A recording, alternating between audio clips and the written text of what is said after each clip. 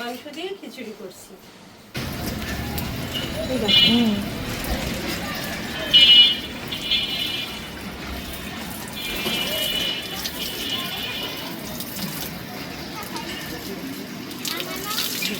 প্রজ্ঞা বললো যে মাংস দিয়ে খিচুড়ি করো, ওই জন্য মাংস দিয়ে খিচুড়ি করছি।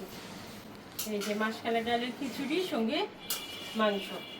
আমি ইফতারের আয়োজন মানে ইফতার তৈরি করতে ব্যস্ত, আর ওইদিকে প্রতিভা টেবিলটা গুছিয়ে নিতে ব্যস্ত। টেবিলের আর সব উপকরণ একসঙ্গে টেবিলে গুছিয়ে নিচ্ছে। এই যে কালার ডালের খিচুড়ি, তার সঙ্গে মাংস। এটা মেয়েরা খুবই পছন্দ করে। হয়ে গেছে রান্নাটা এখন উঠাই ফেলে, ইফতারেরও সময় হয়ে গেছে পাত্রটা। আজকে আমাদের ইফতারে বেশি কিছু নাই, সেগুলোর প্রতিভা খুব সুন্দর করে সাজিয়ে রেখেছে, আর আমি খিচুড়িটা নিয়ে আসলাম। প্রতিভা টেবিল গুছাতে কিন্তু খুবই পছন্দ করে। এই তো আমাদের ছোটোখাটো আয়োজন, আর আমরা এখন ইফতার করে নিচ্ছি। কি প্রজ্ঞা, খেয়ে তৃপ্তি হলো? অনেক অনেক মজা হয়েছে খিচুড়িটা। ভাবছিলাম কেমন লাগবে খিচুড়ির সাথে মাংস। না, খিচুড়ির সাথে মাংস তো ভালো লাগে। অনেক সময় আগের দিনের মাংস থাকলে ওইটাও খিচুড়ির মধ্যে দিয়ে দিলে সুন্দর লাগে। টেস্ট হয়েছে অনেক। আজকে খুবই তাড়াহুড়া রান্না করেছি। এক চুলায় মাংস কষানো হয়েছে, আর এক চুলায় খিচুড়ি দিয়ে তাড়াতাড়ি 2 চুলা দিয়ে করে ফেলেছি। আর এই যে প্রতিভার দই চিড়া, টক দই না, নরমাল দই। মিষ্টি দই। মিষ্টি দই, নরমাল দই না। নরমাল, আমাদের নরমালি আমরা বেশিরভাগ টক দই খাই তো।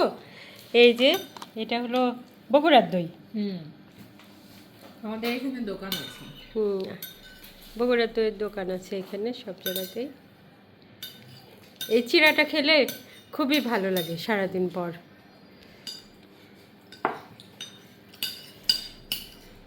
আর খিচুড়ি খেলে তো রাতের খাবারই হয়ে যাবে। আর এখন রাতের খাবারের মতো হয়ে গেছে। ও, তোমার ওইটাই রাতের খাবারের মতো হয়ে গেছে?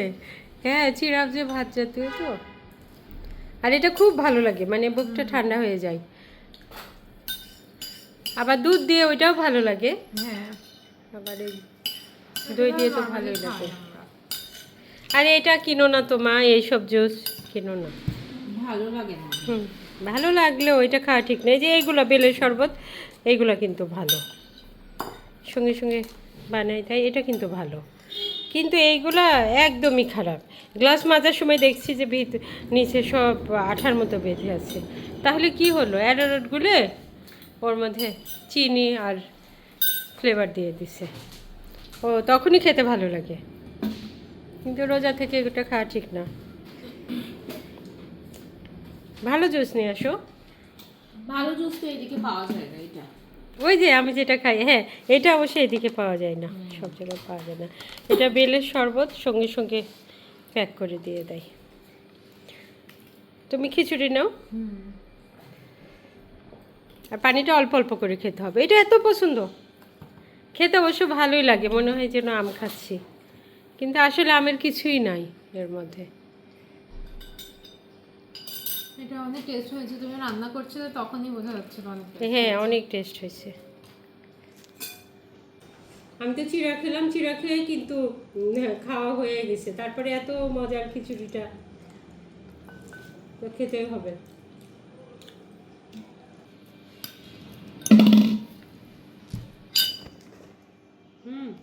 নিজের রান্না নিজেই পছন্দ।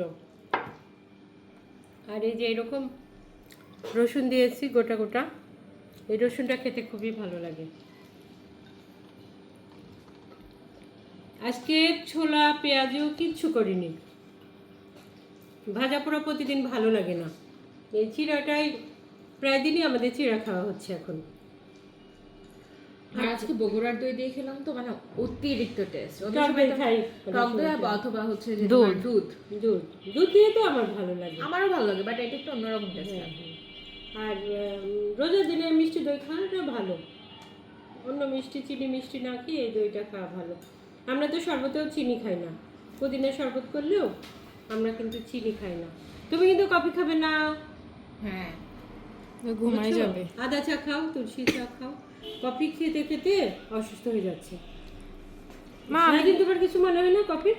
না ওই তো ওইটা থেকে বাদ দিয়ে দাও। পরীক্ষার মধ্যে খেয়েছো, এখন আর খাওয়ার দরকার নেই। এটাই আমাদের রাতের খাবার।